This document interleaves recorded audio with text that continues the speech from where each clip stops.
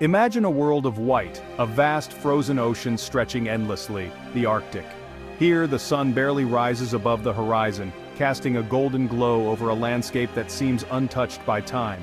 For centuries, thick ice kept this region remote and mysterious, home only to resilient wildlife like polar bears and the indigenous peoples who have thrived here for generations, adapting to the harshest conditions on Earth.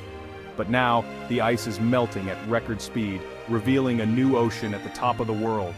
The once impenetrable barrier is vanishing, opening up possibilities and dangers never seen before. This great melt is transforming the Arctic into a new frontier, full of opportunity and risk. The landscape is changing faster than anyone predicted, and the world is taking notice. Suddenly, powerful nations are eyeing new shipping routes and untapped resources beneath the seabed, oil, gas, and minerals that were once locked away by ice. The race to claim these riches has begun, turning the Arctic into a stage for global competition and high-stakes diplomacy. Countries are using science, law, and military power to stake their claims, sending researchers, patrols, and diplomats northward. The urgent question remains, who owns the Arctic? Is it a global commons shared by all, or does it belong to the surrounding nations eager to expand their influence? Decisions made now will shape the region's future for generations, affecting the lives of those who call the Arctic home. What happens in the Arctic affects global trade, security, and the planet's health. The stakes are higher than ever as the world watches this unfolding drama. In this video, we'll explore the rules, the resources, and the rising tensions in this chilling battle for the North, a contest that could reshape the world map.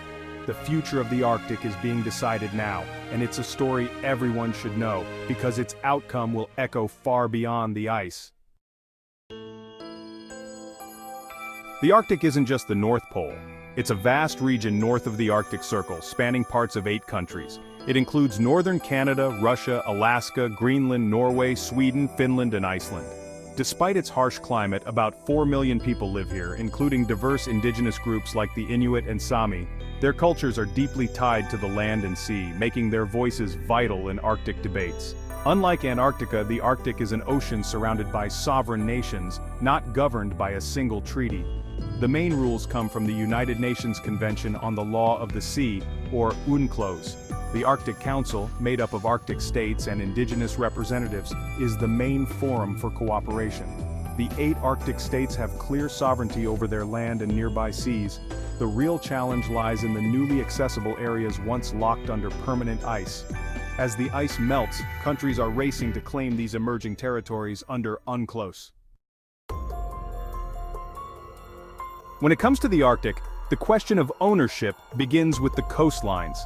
The vast, icy expanse may look empty, but every stretch of shore marks the starting point for national claims. According to the United Nations Convention on the Law of the Sea, or UNCLOS, each Arctic coastal country has the right to a territorial sea and an exclusive economic zone, or EEZ, that extends up to 200 nautical miles from its shores. Within these zones, countries have special rights to explore, exploit, and manage natural resources both in the water and on the seabed. This framework gives the 5 Arctic Ocean states, Canada, Russia, the United States, Denmark, through Greenland, and Norway, control over vast areas of the region, shaping the geopolitical landscape of the far north.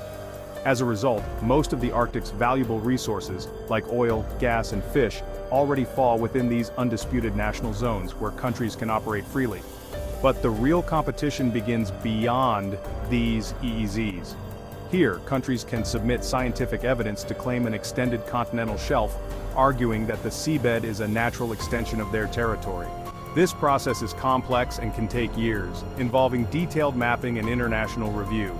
This has triggered a high-stakes race for the central Arctic Ocean, especially the area surrounding the North Pole, where the boundaries are still uncertain and the potential rewards are enormous.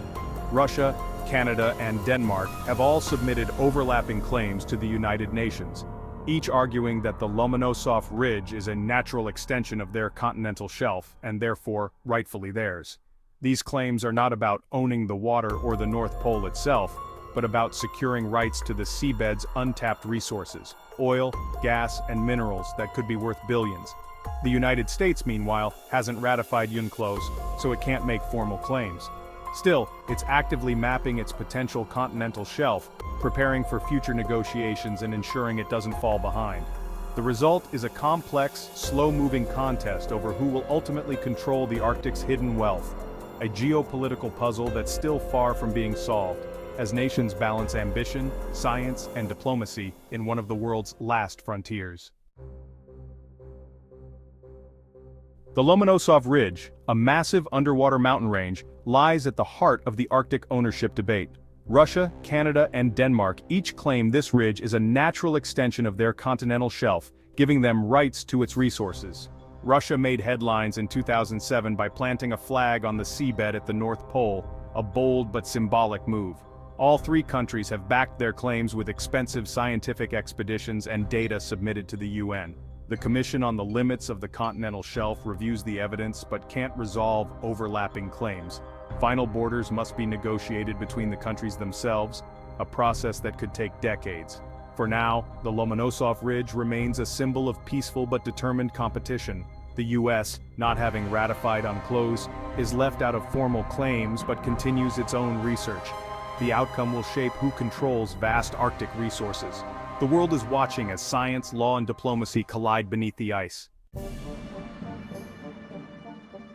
The Arctic's allure is its untapped wealth, huge reserves of oil, gas, and minerals.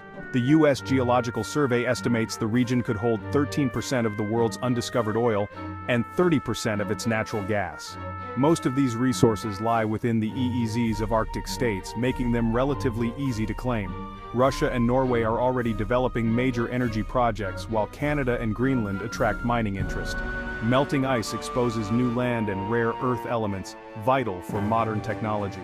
But extraction is risky, expensive, and environmentally dangerous. An oil spill here would be catastrophic.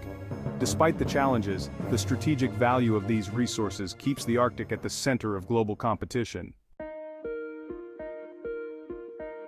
As the Arctic ice continues to melt at an unprecedented rate, new shipping lanes are emerging in these once-impassable waters, transforming what was long considered a distant dream of a northern passage into a tangible reality for global trade. The Northern Sea Route, which hugs Russia's vast Arctic coastline, offers a dramatic shortcut, potentially reducing travel time between Europe and Asia by up to 40% compared to the traditional Suez Canal route. This could mean faster deliveries and lower fuel costs for shipping companies. To maintain its dominance, Russia is heavily investing in a fleet of powerful nuclear icebreakers and mandates that foreign vessels use its escort services, further asserting its control and influence over this strategic passage.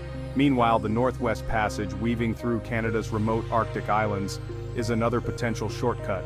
However, it remains fraught with unpredictable, shifting ice that can trap even the most advanced ships.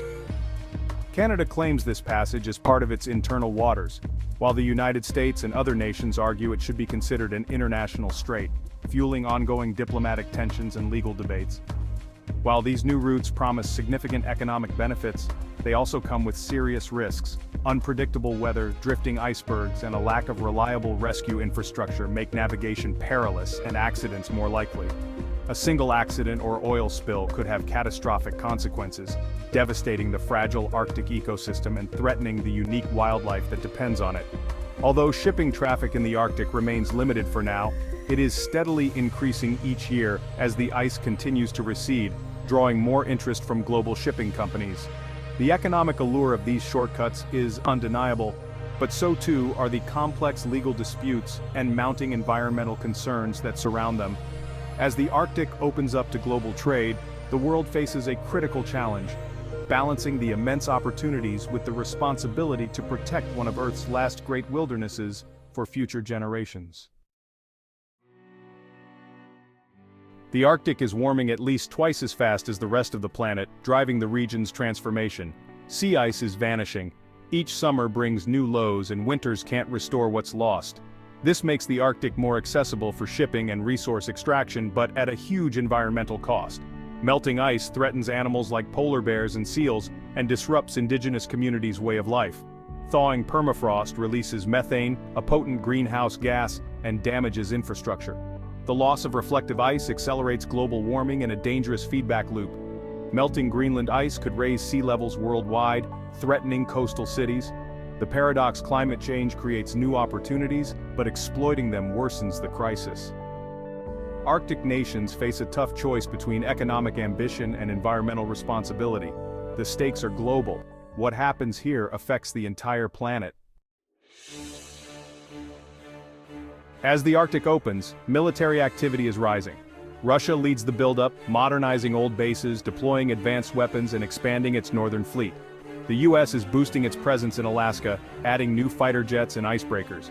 NATO allies like Norway, Denmark, and Canada are increasing joint exercises and surveillance.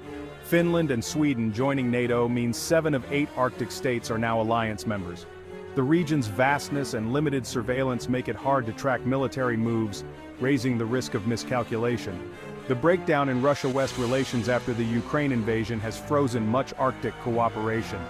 Most military activity is defensive, aimed at asserting sovereignty and protecting interests, but the line between defense and offense is thin, and more warships and missiles make the Arctic a potential flashpoint.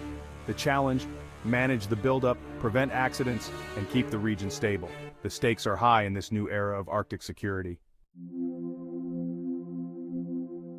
The Arctic's future hangs between cooperation and conflict. For years, the Arctic Council fostered peaceful dialogue and joint action on environmental and safety issues. But rising economic stakes and geopolitical tensions have pushed the region closer to rivalry. Military buildups, overlapping claims, and suspended forums have made the Arctic more unpredictable. If competition outweighs cooperation, disputes over shipping, resources, and military moves could escalate. The path forward depends on leaders' choices, upholding international law, reviving dialogue, and including Indigenous voices. Managing competition peacefully is essential for the fragile environment and the people who call the Arctic home. The region's stability is vital for the global climate, economy, and security. The world cannot afford for the Arctic to become a new zone of conflict. The challenge is to balance ambition with responsibility. The story of the top of the world is still being written.